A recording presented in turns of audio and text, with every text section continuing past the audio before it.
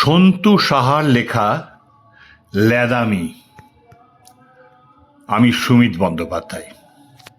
রান্নাঘরে জল খেতে ঢুকেছিলাম।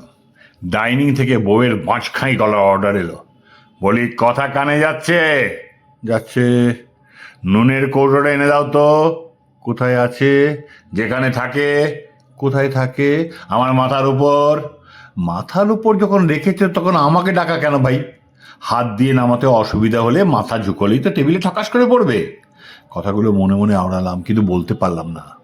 অনেক খোঁজাখুঁজি করে যখন পেলাম না, পাচ্ছি না তো। চকার মতো না খুঁজে ভালো করে দেখো, ঠিক পাবে। স্ল্যাবের ওপরেই রাখা আছে। কেউ আমাকে চকা বললে ফাটা গোড়ালি থেকে তেল চিকচিকে ব্রহ্মতালু অব্দি চিরবির করে জ্বলে ওঠে। শটান বলে ফেললাম, জ্ঞান না দিয়ে নিজে দেখে নাও। স্ল্যাবের ওপর কোনো কৌটো নেই। নিজে কোথায় রাখবে মনে রাখতে পারবে না, আবার আমাকে চকা বলা হবে? এই শুনে বউ হ্যারিকেন দিয়ে ডাইনিং থেকে ময়দা মাখা হাতে রান্নাঘরে ঢুকে চিলের মতো ছোঁ মেরে চোখের সামনে থেকে নুনের কৌটো নিয়ে চলে গেল। আমি সুচিত্রা সেনের মতো ঈষৎ ঘাড় বেঁকিয়ে বউয়ের তড়িৎ গতিবেগে রান্নাঘরে প্রবেশ আর ততোধিক গতিবেগে প্রস্থান প্রত্যক্ষ করলাম। কিছুক্ষণ ভ্যাবলার মতো রান্নাঘরে স্ল্যাবের দিকে তাকিয়ে থাকতে থাকতে বাইরে থেকে আওয়াজ এলো, ঢের ঢের চকা দেখেছি, কিন্তু এমন নির্লজ্জ চকা বাপের জন্মে দেখিনি।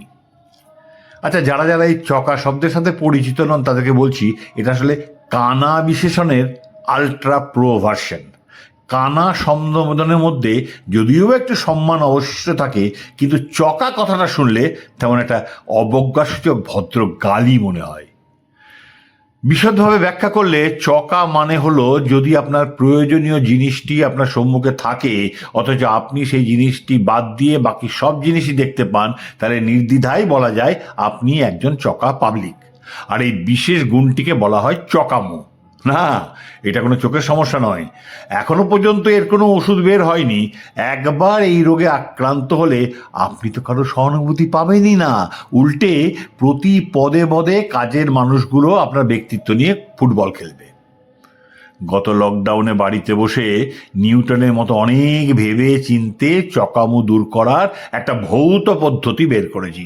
এর নাম দিয়েছি ধরো আর ফেলো। বাথরুম থেকে বউ বলল, আলনা থেকে আমার সবুজ নাইটিটা নিয়ে এসো তো। আমি আলনা তন্ন তন্ন করে খুঁজে সবুজ নাইটি পেলাম না। ব্যাপারটা জানাতে বউ রেগে বলল, চকামো না করে একটু ভালো করে দেখো, ঠিক পেয়ে যাবে।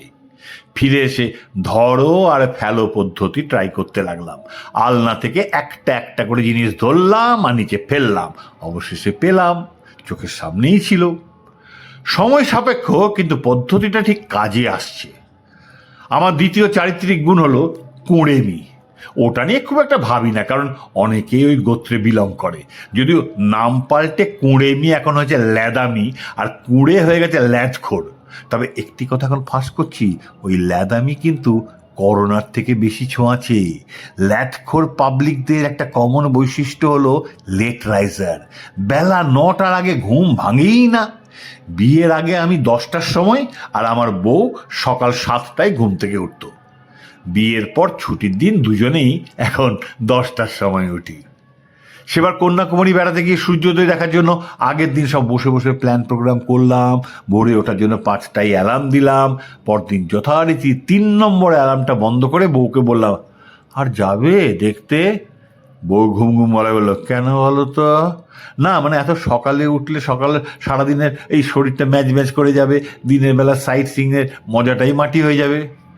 আমি শুনেছি এখানকার সানরাইজ ভীষণ সুন্দর। ধুর, বাদ দাও তো, সেই তো একই ঘটনা। আকাশ একটু লালচে হবে, তারপর কোথা থেকে সূর্যমা ফস করে উদয় হবে, আর মেঘলা ওয়েদার হলে সব কিছুর 12টা বেজে যাবে। তখন একটা রিস্ক থেকেই যায়, বলো? অবশ্যই তার থেকে ঘুমিয়ে পড়া বেটার। সব অ্যালার্মগুলো অফ করে দুজনে ঘুমিয়ে পড়লাম। আমার যুক্তিগুলো বউ বিনা তর্কে মেনে নিল, তার কারণ আমার সাথে থেকে থেকে সেও ল্যাদামির শিকার হয়ে গেছে। এই গুণটা খুব একটা চাপের নয়। ফলাও করে লোককে শোনালেও প্রেস্টিজ ফেটফুট হয়ে তরমুজ হয়ে যাওয়ার কোনো সম্ভাবনা নেই বললেই চলে। তবে চকামি আর ল্যাদামি যখন কারোর ঘাড়ের ওপর একসাথে ভর করে, তখন কীরকম জন্ডিস কেস হয় তার একটা ছোট্ট উদাহরণ দিচ্ছি। সকালবেলায় ঝোলা হাতে বাজারে যেতে আমার খুব বিরক্ত লাগে। রাতের ট্র্যাক প্যান্ট ছাড়ো, জিন্স পরো, জামা পাল্টাও, থলে নাও, আবার নতুন একটা হ্যাপা হয়েছে মাস্ক, মুখে দিলেই নিজেকে কেমন যেন বানর বানর দেখতে লাগে। তারপর ফিরে এসে আবার সব খুলে বাড়ির পোশাক পরো। একদিন ভাবলাম বেশ ট্র্যাক প্যান্টটা খুলবো না, তারপরে একটা ঢোলা ঢালা জিন্স পরে নিলাম। পরতে বেশ কষ্টই হলো, না গরম আমার অতটা লাগে না, আর পায়ে তো একেবারেই না। বাজার থেকে ফিরে এসে বাড়িতে পরা সেই প্যান্টখানা আর খুঁজেই পাচ্ছি না। কোমরের মধ্যে টাইট হয়ে বাবাজি উঁকি মারছেন, কিন্তু চকামির আশীর্বাদে থাকে ধরতে পারছি না। জামা খুলে ফেলেছি, নিচের দিকে তাকালেই একটার উপর আরেকটি প্যান্ট স্পষ্ট দেখা যাচ্ছে, আর আমি ঘর, ডাইনিং, বাথরুম, রান্নাঘর তোলপাড় করে গরু খোঁজা, ছাগল খোঁজার মতো খুঁজে যাচ্ছি। বউকে বেশ কাঁচুমাচু করে বললাম, আচ্ছা আমার বাড়িতে পরার প্যান্টটা তুমি কোথাও দেখেছো? মনে হয় ফেসবুক করছিল।